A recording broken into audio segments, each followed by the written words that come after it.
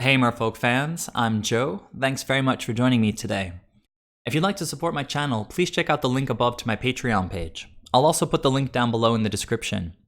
I'm back with round 5 of a Modern League, currently sitting at 4-0 after beating Bridgevine, Hollow One, Urza Combo, and Infect.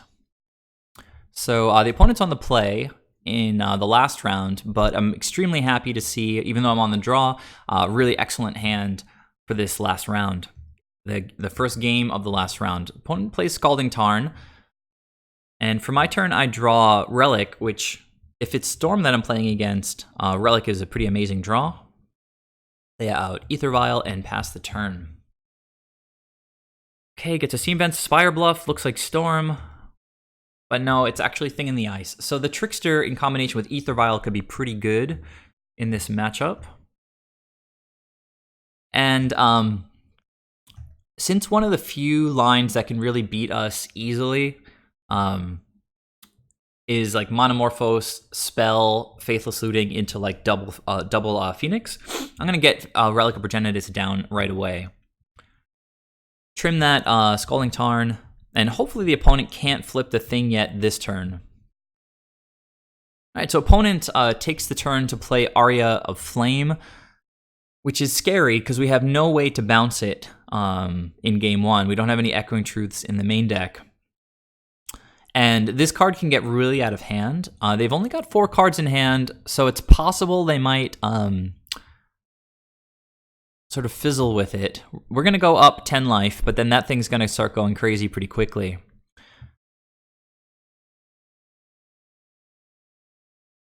Okay, since we have 3 lands, it's pretty easy just to keep leaving Relic up here. Okay.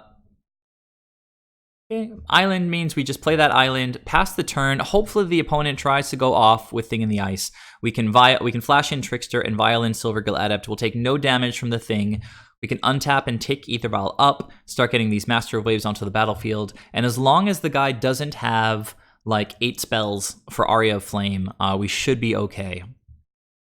So Opt is the first spell, and I take 1 damage.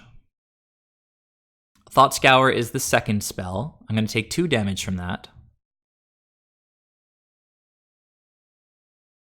Faithless Looting is the third spell, so I'm going to take 3 damage from that. You can see it takes 4 spells to make back the damage that they gifted me with 10 life. So I'm going to go ahead and just trim one of the cards out of the graveyard now. No Phoenixes yet. Opt is the 4th spell, so at this point, I've made back, or the opponent has made back the life that they gave me when Aria of Flame entered the battlefield. And you can see if you have Echoing Truth, it's so sweet against this card because if you bounce Aria of Flame with Echoing Truth, they have to replay it and they give you 10 more life and it resets all the counters. So basically, they get no value at all from the 4 spells that they just cast, since I just started at 20 and ended at 20. So 4 spells means that they have flipped the Awoken Horror, and I can just go and I'm going to flash in, Vial in Silvergill first, see what I rip. Another land is really not what I was looking for. We want Lords. Tap that Kraken. We're not taking 7 damage. And I'm just going to... We need cards, so I'm going to cycle the Relic. Another Master of Waves. We've got 2 of those already. It's really, really not what I wanted to be drawing. Even like a Force of Negation would be solid. Well, there's the Lord, but it's really awkward because I had 3 Master of Waves and I already ticked up AEther Vial. It was a difficult decision because leaving AEther Vial on 2, the highest probability if I draw a creature is that we hit a 2-drop and then I get extra devotion when I cast Master of Waves. But either way, this game is probably not going to last more than 1 more turn for each of us. Now, since I don't have lethal this turn, obviously I'm going to need another attack. And with 4 elementals and another Master of Waves, or even 2 or a Lord coming down next turn, I've got this covered in 2 attack steps, no problem.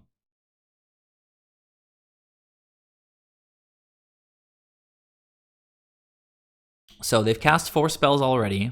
Lava Dart is an annoying one because that's 2 spells, since they can flash it back, and it's going to deal damage to my face. So let's see. This one is going to deal 5 damage to me, and then the Lava Dart deals 1 more. So they follow up with Surgical Extraction, which is the 6th spell. So that's going to deal 6 damage plus 1 from the Lava Dart. But the Lava Dart is going to deal 7 from Aria Flame. And yeah, we couldn't get there. Let's think. Yeah, even if I was thinking that this 1 damage from Waterlogged Grove might have done me in, but I'm gonna get dealt 7 damage from Aria Flame and then 1 more from the Lava Dart. So I would have effectively ended at -1 without the Waterlogged Grove. With the Waterlogged Grove, I ended 0. Either way, I lose the game, and that was really disappointing because my hand was excellent. I just flooded out a little bit.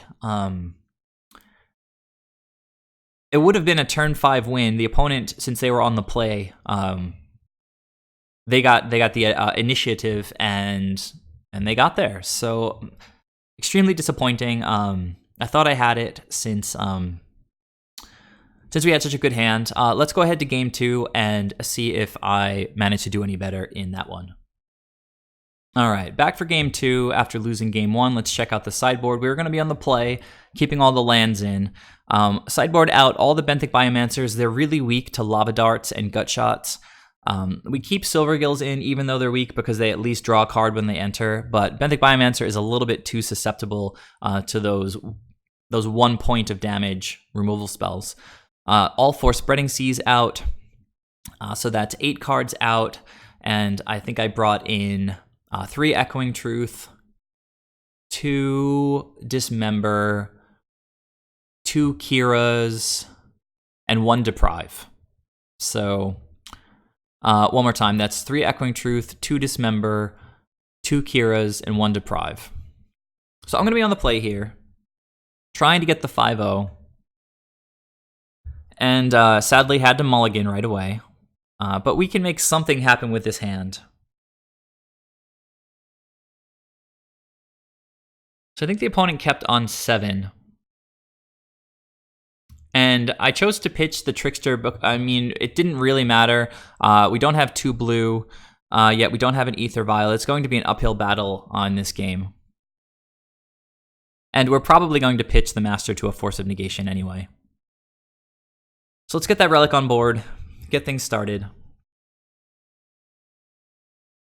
Opponent plays Scalding Tarn, goes down to 19, goes down to 17, plays Serum Visions, and passes the turn.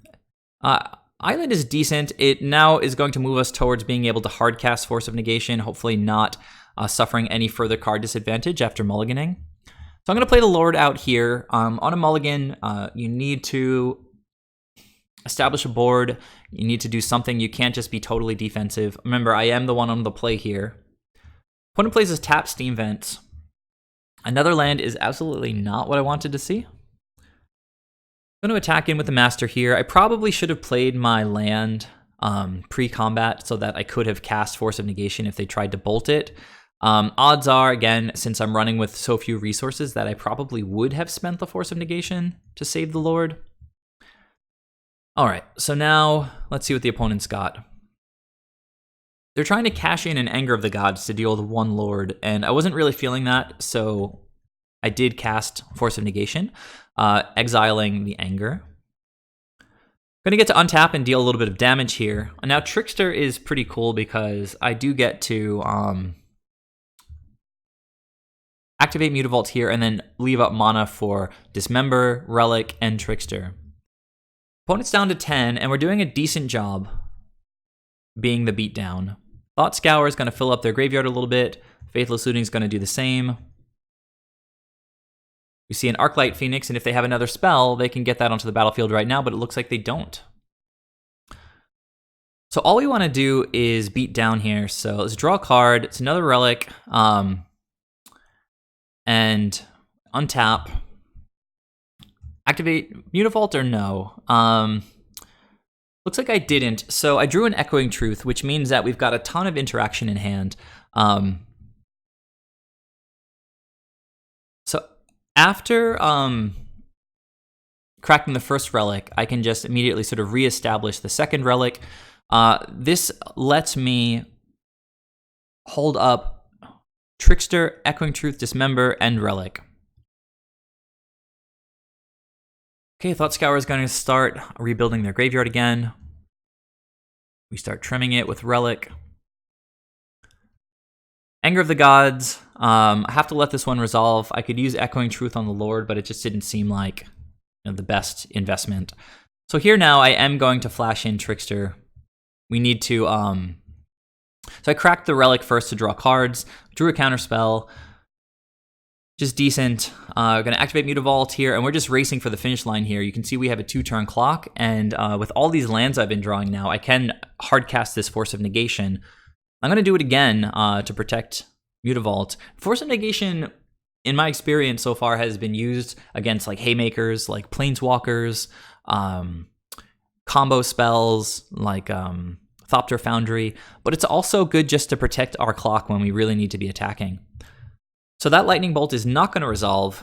Opponent goes down to 4, and we've got the 1-turn clock.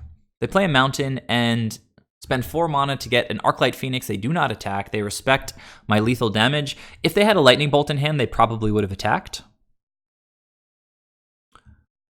I drew an island, which is sort of pointless. I'm going to bounce this Phoenix, and if the opponent has nothing to do, we'll get there, and we did. So on kind of a sketchy mulligan to 6 when the opponent kept on 7, we were able to get there. That was one of my favorite games in recent memory because of how the Merfolk deck was able to fight back from the disadvantage of a mulligan by interacting in sort of just the right way at just the right time. We had the turn 1 Relic, and then we were able to counter a board wipe, getting rid of a Lord. We were able to keep their graveyard really trim with the relics. We were able to force the Lightning Bolt and the Mutavault. Still had Dismember up if he played a Thing in the Ice. It's just really nice interactive Magic. And I kind of enjoy this blue-red Phoenix matchup for that reason. Sometimes they can just steamroll us with like a combo hand, but most of the time it's really sophisticated kind of interactive Magic. So I've evened it up. It's a game apiece, and we'll go to game 3 where I have again another chance at the 5-0. So let's go to that game and see how this league concluded. Hey guys, back for game 3 against Blue-Red Phoenix. Unfortunately, they're going to get to be on the play here. And this is a keep. I would get to start with the turn 1 AEther Vial. Follow up with turn 2 Relic. I mean, we're on the draw, so we're going to get extra chances at hitting our lands. A little bit awkward, but it's got some power. I like the Deprive. Just need to hit some lands, and then we should be good. Opponent kept 7 as well. And there's a second island, so just like with my hand in game 1, this one is just sort of shaping up to just beat down. It's a really strong Merfolk hand. Okay, Thoughtscour. One plays a second Spire Bluff Canal. And this was a punch in the gut for me. We don't have the Force. If Deprive was a Force, it would be insane right here. We would just pitch a Master of Waves, protect the AEther Vial, continuing to develop. We'd play the Relic, take them off of any of their Arclight Phoenixes, but we can't defend it. So that went from being sort of an amazing spot to being kind of a difficult spot for us. We just really need to draw land now, and we whiffed on that one. I'm just going to pass here with 2 options between Trickster and Deprive up. If the opponent goes for like Aria, we get to Deprive it. But they went for Saheeli, and I had to read this because I haven't seen it in a little while. This is the newer Saheeli. And what I didn't like about this is that whenever they cast a non-creature spell, they make a 1/1 colorless servo artifact creature token. They have too many non-creature spells, and I don't really want to deal with an army of tokens. So I did cash in the Deprive on this one. It's just another one of those big payoff spells like Aria, where they can just generate too much value. All right, so chose here with Dismember being the draw for the turn to play out Relic and then pass with mana up to crack Relic or play Dismember. I'm still kind of in it, hoping to draw lands because with Relic on the board, we've turned off their explosive double Monomorphose into Faithless Looting hand. But we can see, okay, they've got a Crackling Drake, so we're kind of in this still. We've got the perfect answer for this. We're going to just Dismember it right away. Fortunately, I have to go down to 16 for that, but Crackling Drake was going to get pretty gigantic. Okay, so both of us are at 16. Both of us are at 4 cards in hand. I've got the Relic. It's sort of poised right now. I'm going to take this opportunity to play Silvergill Adept. We really, really want to draw that land, because then I get to cycle Relic and draw more cards. But we just can't get there. I can't draw that next land. Opponent opts. Faithless Looting. I did tap out here, and it looks like I'm getting punished. Another Faithless Looting. Still just one Arclight Phoenix, so we can handle this. We've got a Trickster. So my plan after they get this one Arclight Phoenix onto the board is to tap it down and trade with it. Because surely we'll draw another land, and if we trade with it after taking flying away, we'll be able to just exile the graveyard and it won't be coming back. So we whiffed on lands again there. Even a Mutavault would be awesome in this spot. So Silvergill can't block, so he's going to attack. Currently kind of winning the race. Okay, but the opponent has another Arclight Phoenix. At this point, trading with one is still a possibility, but I feel like if we take 6, play a Lord, they're down onto 2 cards in hand. We could play a Lord, swing for 6 back. So I'm going to go to 7 here.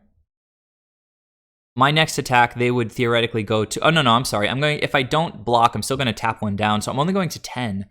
I can play a Lord, swing for 6, they go to 6, I have a 1-turn clock. Forces them to have removal for the Lord or for one of the attackers. So I chose not to trade with one of the Arclights here. Let's just tap 1 down, take it out of combat. Go down to 10, untap, still can't draw land. I am... After the opening hand, let's see, I have 53 cards. I've drawn 7 more cards and hit 1 land in those 7 cards. So we're going to play a Lord. Again, just like against Infect, we need to know when to become the beatdown. I'm going to swing for 6. And the opponent in 2 cards in hand does have the Bolt, which is heartbreaking. Because now I swing for 4, which means that they go to 7. After taking 1 damage from their land, another Lord is only going to be 6. Should still sort of be okay, since I'm only taking 6 this turn. Well, could in theory be okay, because if I take 6 this turn, untap, draw land, play Akira, I don't know. Let's see what we get here. Monomorphose. Into another, so they just drew into another Arclight Phoenix. They're going to swing for 9 this turn.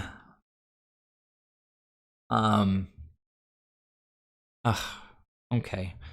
So if they had only swung for 6, I'd be at 4. The Dismember's still offline. I don't have the life to pay for that.